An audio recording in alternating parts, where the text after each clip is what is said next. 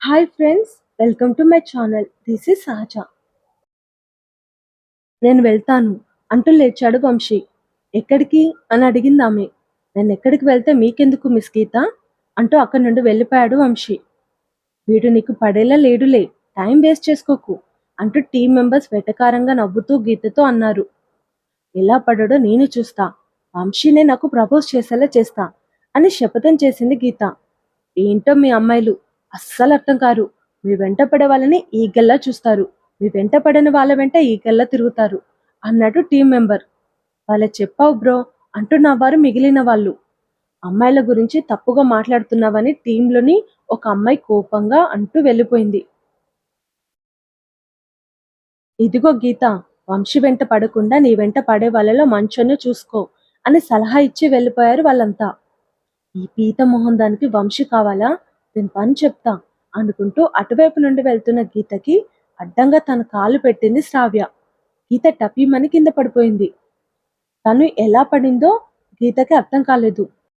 శ్రావ్య ఏం తెలియనట్లు అయ్యో అంటూ మొహం పెట్టింది. అక్కడున్న వాళ్ళు ఆమెను లేపి చైర్లో కూర్చోబెట్టారు. వంశీ వెంట పడితే ఊరుకున్నది లేదు. It's just beginning. సైడ్ స్మైల్తో శ్రావ్య అక్కడి నుండి వెళ్ళిపోయింది. అక్కడక్కడే తచ్చాడుతున్న వంశీ దగ్గరికి శ్రావ్య వచ్చి, నేను ఇంటికి వెళ్ళిపోతాను వంశీ అని చెప్పింది. వద్దు, ఈవినింగ్ ఇద్దరం కలిసి వెళ్దాం అన్నాడు వంశీ. నేను ఇక్కడే ఉంటే నిన్ను నన్ను కలిపి మీ వాళ్ళు చూస్తారు, నీకు ప్రాబ్లం అవుతుంది. ఇప్పుడు నేను బాగానే ఉన్నాను అంది శ్రావ్య. ఇంట్లో ఒక్కదానివే ఉంటే నిన్న రాత్రి జరిగిందే గుర్తుకొస్తుంది అన్నాడు వంశీ. ఇంటికి కవితను రమ్మన్నాను, ఆఫీస్ నుండి బయలుదేరింది అని చెప్పింది శ్రావ్య. నిజమే చెప్తున్నావా అనుమానంగా అడిగాడు వంశీ. నిజమే, కావాలంటే కవితకు ఫోన్ చేసి కనుక్కో అంది శ్రావ్య. సరే, జాగ్రత్తగా వెళ్ళు అంటూ అవును ఎలా వెళ్తావు అని అడిగాడు వంశీ. క్యాబ్ బుక్ చేసుకున్నాను అని చెప్పింది శ్రావ్య. నేను కింది వరకు వస్తాను అని వంశీ అంటుంటే వద్దు నేను వెళ్తాను అంటూ కదిలింది శ్రావ్య. ఇంటికి చేరుకున్న శ్రావ్యకి కవిత కింద ఎదురుపడింది. జ్వరం అన్నావు, ఎక్కడి నుండి వస్తున్నావు అని అడిగింది కవిత. వంశీ ఆఫీస్ నుండి అని చెప్పింది శ్రావ్య. అతని ఆఫీస్కి నువ్వెందుకు వెళ్ళావే, చెప్తాను పద అంటూ కవితను తీసుకొని ఇంట్లోకి వచ్చింది శ్రావ్య. ఇప్పుడు చెప్పు ఏమైంది అంటూ సోఫాలో వాలింది కవిత. శ్రావ్య ఆమె పక్కన కూర్చొని జరిగిందంతా కవితకు చెప్పింది. అందుకే చెప్పాను త్వరగా వెళ్ళు అని, నా మాట వింటేగా. సమయానికి వంశీ వచ్చాడు కాబట్టి సరిపోయింది, లేకపోయింటే అమ్మో తలుచుకుంటేనే మనకు వచ్చేస్తుంది. నీ మొండితనం నీదే కానీ ఎదుటి వాళ్ళు చెప్పేది వినిపించుకో అంటూ చివాట్లు పెట్టింది కవిత.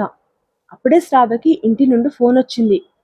హలో బంగారు తల్లి, ఎలా ఉన్నావురా అని తండ్రి అడిగేసరికి రాత్రి జరిగింది గుర్తుకొచ్చి శ్రావ్యకి దుఃఖం తన్నుకొచ్చింది. ఏడుపు కంట్రోల్ చేసుకోలేక శ్రావ్య కాల్కి వచ్చేసి ఏడ్చేసింది. శ్రావ్య కంట్రోల్ యువర్ సెల్ఫ్ అంటూ ఆమెను కౌగలించుకుంది కవిత. తండ్రి ఫోన్ రింగ్ అవుతూనే ఉంది. కన్నీళ్లు తుడుచుకొని ఫోన్ లిఫ్ట్ చేసింది శ్రావ్య. ఏమైందిరా టెన్షన్గా అడిగాడు శ్రావ్య తండ్రి ప్రకాశం. డెలివరీ బాయ్ వచ్చాను నాన్న అని అబద్ధం చెప్పింది శ్రావ్య. అవునా, రేపు ఆఫీస్కి సెలవు పెట్టమ్మా అని చెప్పాడు ప్రకాశం. ఎందుకు నాన్న, రేపు నీకు పెళ్లి చూపులమ్మా, అబ్బాయి అక్కడే ఉంటాడు, రేపు మేమంతా వస్తున్నాం అని చెప్పాడు ప్రకాశం.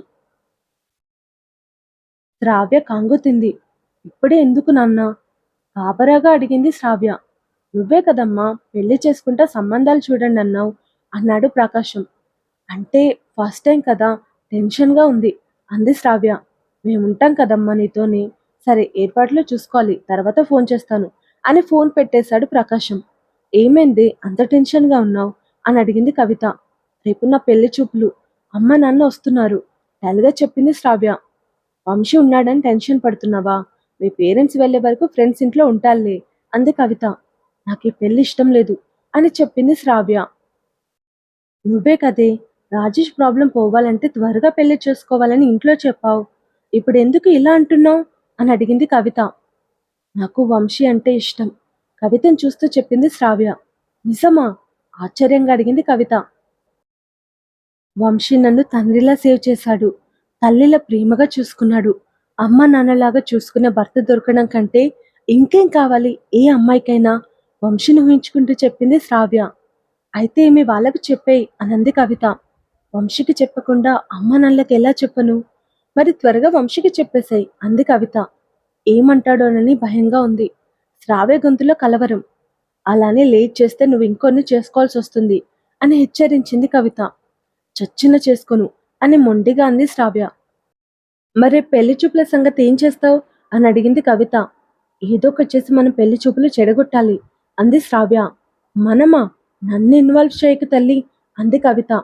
అలా అనకే ప్లీజ్. నువ్వు లేకుండా నా ఒక్కదాని వల్ల ఎలా అవుతుందో చెప్పు. ఏడుపు ముఖం పెట్టింది శ్రావ్య. పెళ్లి చూపులు చెడగొట్టడాలు మన వల్ల కాదు కానీ ఈ రాత్రికి వంశీకి నీ ప్రేమ విషయం చెప్పేయి అనంది కవిత. అంతే అంటావా? అంతే. ధైర్యం తెచ్చుకొని చెప్పేశాయి అంది కవిత. సరే అంటూ తలూపింది శ్రావ్య. సాయంత్రం వరకు కవిత శ్రావ్యతోనే ఉండి వంశీ రాగానే చెప్పు అని ఆమె చెవిలో చెప్పి వెళ్ళిపోయింది. వంశీ ఫ్రెష్ అయి వచ్చేసరికి శ్రావ్య అతనికి కాఫీ పెట్టించింది. ఎవరి వంట వాళ్ళే చేసుకోవాలని నువ్వే రూల్ పాస్ చేసావుగా, మరి ఇదేంటి కొత్తగా అని అడిగాడు వంశీ. ఇక నుండి రూల్స్ ఏమీ లేవు. నేనే వంట చేస్తాను. ఇంటి పనికి పని మనిషిని పెట్టుకుందాం. అంటే అప్పుడు నీ మీద కోపంతో పని నీ మీద వేయాలని పని మనిషిని పంపించేశాను. ఇప్పుడు పిలిపిస్తాను. నువ్వు ఏ పని చేయక్కర్లేదు అని చెప్పింది శ్రావ్య. నాకు నచ్చట్లేదు అన్నాడు వంశీ. ఏం నచ్చట్లేదు? ఆశ్చర్యంగా అడిగింది శ్రావ్య.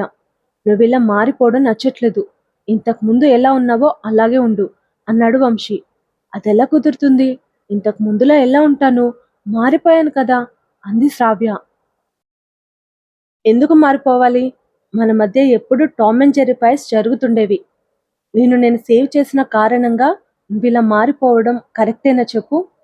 నువ్వు నాతో ఎప్పట్లా ఉంటేనే నాకు బాగుంటుంది. నువ్వు ఇలా ఉంటే నాకు నచ్చలేదు అంటూ తన కాఫీ తానే చేసుకోవడానికి కిచెన్లోకి వెళ్ళాడు వంశీ. కాఫీ ఇస్తేనే నచ్చలేదంటున్నాడు. ఇక లవ్ ప్రపోజ్ చేస్తే ఏమంటాడో ఏమో ఆలోచనలతోనే భయపడిపోయింది శ్రావ్య. కాసేపటికి బాల్కన్లో కాఫీ తాగుతున్న వంశీ దగ్గరికి వెళ్ళి ఈరోజు ఎలా అయినా ప్రపోజ్ చేయాలి అనుకుని వంశీ అని పిలిచింది శ్రావ్య. చెప్పు అన్నాడు వంశీ. లవ్ మీద నీ ఒపీనియన్ ఏంటి అని శ్రావ్య అడగగానే టక్కునమ్మ వైపు చూశాడు వంశీ. శ్రావ్య కంగారు పడింది. ఎందుకు అడుగుతున్నావు అని ప్రశ్నించాడు వంశీ. చెప్తాను, ముందు నువ్వు చెప్పు అంది Shravya. Love is trash, I hate love అని కొట్టినట్లు చెప్పాడు వంశీ. శ్రావ్యకి ఏడుపు వచ్చేసింది. ఇంతకీ ఎందుకు అడుగుతున్నావు అని అడిగాడు వంశీ. మా ఫ్రెండ్ లవ్లో పడింది. ఆ విషయం ఇప్పుడే నాతో చెప్పింది. సో లవ్ గురించి తెలుసుకుందామని నిన్ను అడిగాను అని నోటికొచ్చింది చెప్పింది శ్రావ్య. ప్రేమ లేదు గీమ లేదు, అంతా ట్రాష్, గుర్తుపెట్టుకో అని చెప్పి అక్కడి నుండి వెళ్ళిపోయాడు వంశీ. శ్రావ్య ఏడ్చుకుంటూ కవితకి ఫోన్ చేసింది. వంశీ లవ్ హేట్ అని ఏడుస్తూ శ్రావ్య ముక్కలు ముక్కలుగా చెప్తుంటే చెప్పైనా ఏడువు ఏడ్చైనా చెప్పు అంది కవిత. వంశీ హేట్స్ లవ్ అంటూ ఏడుపు రాగం అందుకుంది శ్రావ్య. అవునా, ఎందుకంటావ్ అని అడిగింది కవిత. నాకేం తెలిసే, నువ్వు అతని ఫ్రెండ్, నీకే తెలియాలి అంది శ్రావ్య. 4 సార్లు కలిసాం కాబట్టి ఫ్రెండ్స్ అన్నాం కానీ మా మధ్య ఫ్రెండ్షిప్ ఏం లేదే అంది కవిత. నేను ఇప్పుడు ప్రపోజ్ చేసినా వంశీ అస్సలు ఒప్పుకోడు అంది శ్రావ్య బాధగా. రేపు పెళ్లి చూపులు చెడగొట్టడం తప్ప ఇంకా చేసేది ఏముంది? ఇంతకీ మీ పేరెంట్స్ వెళ్ళేదాకా ఫ్రెండ్ ఇంట్లో ఉండమని వంశీకి చెప్పావా అని అడిగింది కవిత. ఈ బాధలో లీనమై చెప్పడం మర్చిపోయా అంది శ్రావ్య. సరే త్వరగా చెప్పు, అతను వెళ్ళే ఏర్పాట్లు చూసుకుంటాడు అంది కవిత. సరే అంటూ శ్రావ్య ఫోన్ పెట్టేసి వంశీ గది తలుపు తట్టింది. వంశీ తలుపు తీసి ఏంటి అని అడిగాడు. అతనికి ఆ విషయం ఎలా చెప్పాలో అర్థం కాక రాత్రికి వంట అని అడిగింది. నీ వంట నువ్వే చేసుకో, నా వంట నేనే చేసుకుంటా అంటూ వంశీ తలుపు మూయబోతుంటే వెయిట్ అంది శ్రావ్య. మళ్ళీ ఏంటి? నేను నీతో ఒకటి చెప్పడానికి వచ్చాను. ఏంటది? రేపు నాకు పెళ్లి చూపులు. అమ్మ నాన్న వస్తున్నారు. సో అంటున్న శ్రావ్య మాటలకు అడ్డుపడుతూ సో రేపు నేను ఇంట్లో ఉండకూడదు అంతే కదా అన్నాడు వంశీ. అంటే వాళ్ళు ఎప్పుడు వెళ్తారో తెలీదు. డోంట్ వరీ, వాళ్ళు వెళ్ళే వరకు నేను రాను అని చెప్పాడు వంశీ. థ్యాంక్స్ అని చెప్పి తన గదిలోకి వెళ్ళిపోయింది శ్రావ్య. ఆ తర్వాత జరగబోయేది నెక్స్ట్ ఎపిసోడ్లో తెలుసుకుందాం. Thank you. బాయ్.